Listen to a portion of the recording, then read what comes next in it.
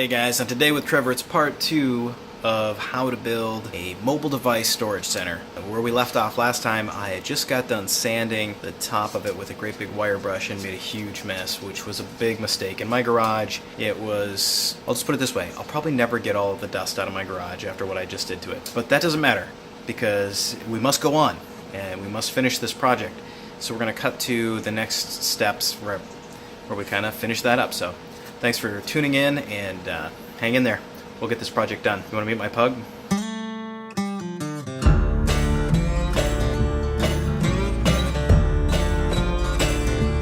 See how great a flame is by, kindled by spark of grace. Okay, so lesson learned.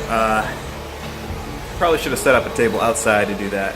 Now that I've kind of cleaned off a space so that we can work, I'm going to build the box underneath this, and then I'll figure out a way.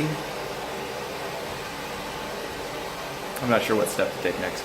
We're going to end up putting these slats in next. 1, 2, 3, 4, 5, 6, 7. Lost another pencil.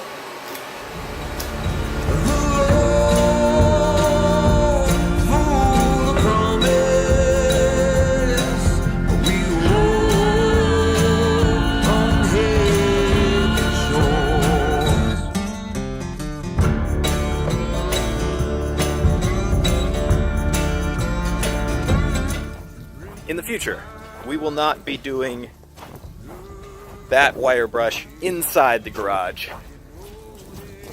I will probably never, ever get all of that out of there. Mistakes were made.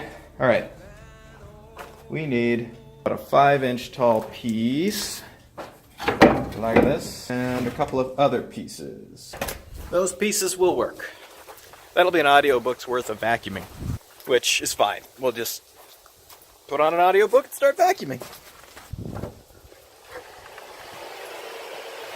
It is about 5 degrees warmer in the garage, which is kind of nice. Behind me, I've got my slats cut out. What we've got going on here is we've got 10, 9, 8, 7, 6, 5, 4 inches in length, so that they will lay the way she wants them to. Largest in the back to the smallest in the front. Now what I need to do is cut them down to size. She wants them to be about a 1/2 inch smaller, each one all the way to the front. It's still not very warm in here. As you can see, it's warm enough to survive. We'll survive because I'm a Minnesota man and it's not that cold. Mid-20s. So now what we're going to do is we're going to take our pieces, we're going to set our fence to the biggest width, which is this one. Like that. We're going to get it out of the way. And we're going to take our fence now and move it 1/2 inch. We're going to move it 1/2 inch in so that it'll get a little bit smaller each time. Check for nails, no nails. Good.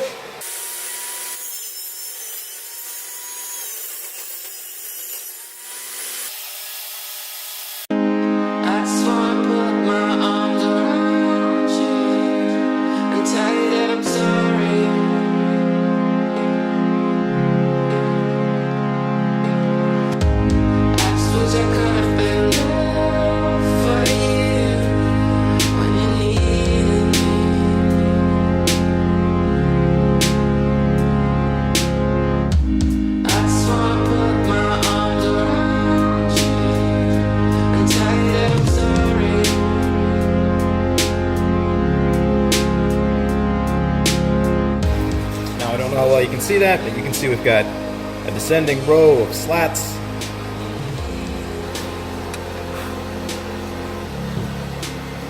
Alright, so my fingers are freezing.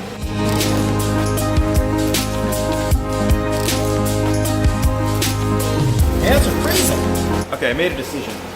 Because this is split all the way down the middle, that's not a bad thing for what I'm doing, because this board had a cup to it, and because when I was sanding it, it cracked. Now it's much better because I can lay it flat. What I've decided is I am going to put in the support slats that are going to lay underneath this side and the other side over here for the reason of keeping this thing together.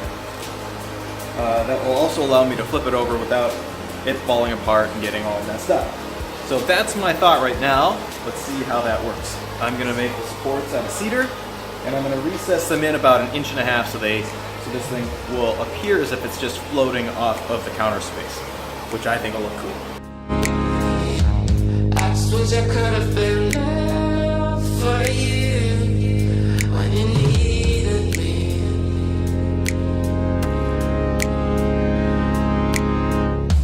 I just wanna put my arms around you and tell you that I'm sorry. And now we're going to cut them to length.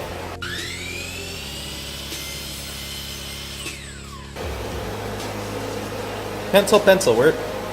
Would you believe I lost another pencil, guys?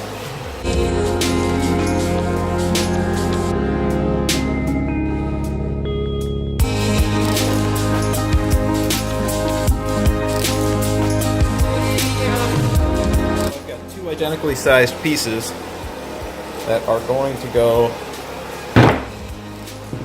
one under this side, the other under this side. Like I so, and I think we'll set it in 2 inches on each side as well.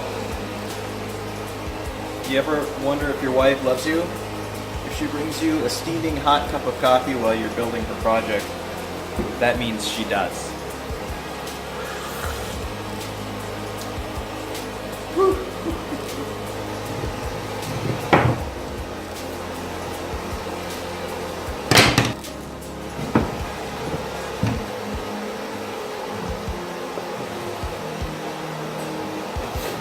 Corner nails are going in. And I'm cold.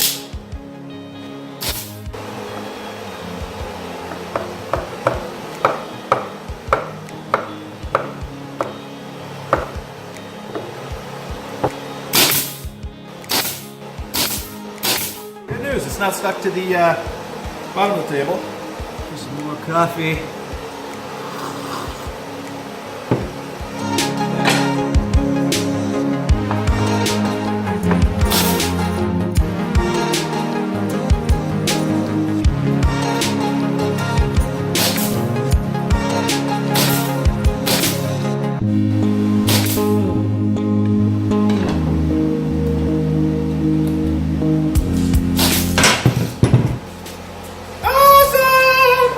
Now this piece of wood isn't quite as crazy as it once was. It's being held together by 3 finishing nails there, 3 on this one, 3 on this one, 3 on this one, and we're making magic. A couple places I can get tetanus on here.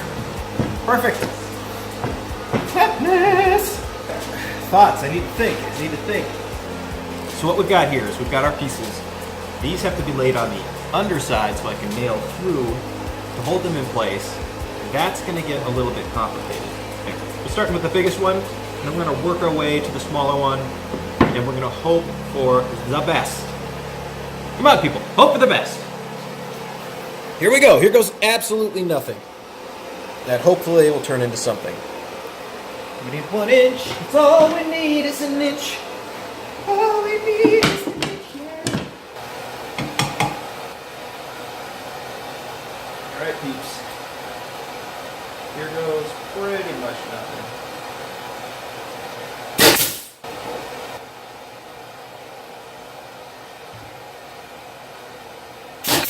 With any luck at all, when I flip this over, this board is going to stay here, and the nails are not going to be sticking out. They're going to be sticking into the board. Oh, I did it! I did it! It sticks there! Now, this by no means is a structural piece of wood, but for what we need it for, it's going to do just fine. It's holding up a tablet while it charges. Doesn't really matter. I'm going to stick one more in the middle. I'm going to call it good. I'm going to keep on moving. I've gotten really lucky so far. Except for the part where I put this on the wrong side. Except for that part, that worked out really good. So we're going to have to take this off because this is the side it needs to be on. Because I'm special! So special! I'd say something like, I can't believe I did that, but actually, it doesn't surprise me at all.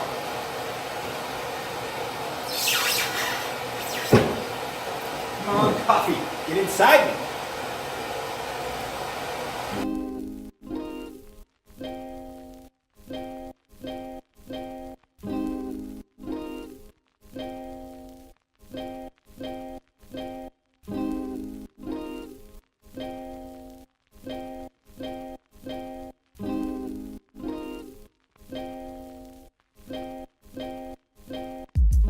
Oh geez, camera turned off.